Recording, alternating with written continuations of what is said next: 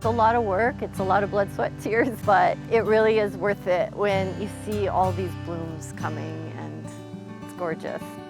I'm Kate Paul, and this is Owl Forest Farm. I'm proprietor here. This is like a 200-foot long row. We've got 3 rows in the back that are about 170 feet, and then 4 100-foot long rows.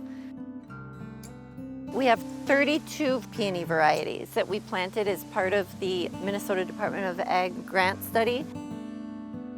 Plant in the fall, and make sure you know what your soil needs so you can amend it properly. We put in a good balanced fertilizer along with compost and some bone meal.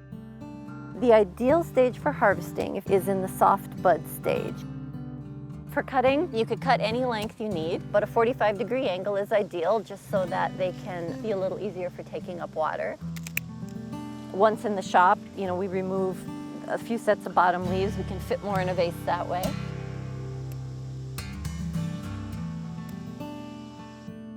They need that period of cold during the winter time to really produce well, and in Zone 3 here, they get exactly what they need in the winter time.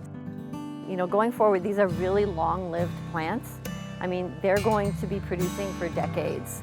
And so, you take care of them well, they're going to multiply, and definitely a worthwhile investment. And I think we're going to be enjoying these for the rest of our lives.